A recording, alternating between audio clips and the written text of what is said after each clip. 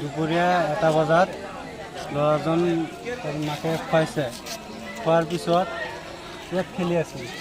ইয়াত খেলাৰ পিছত মাকে কিবা কামত ব্যস্ত আছিল তাৰপিছত ল'ৰাটো ক'তবা গৈছে বহুত